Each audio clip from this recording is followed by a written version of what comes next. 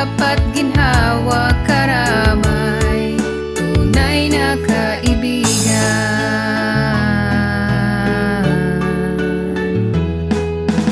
Tunay na kaibigan, maaasahan natin sa lahat ng oras. Pwede siyang kausapin, ika'y naaalala kahit walang kailangan.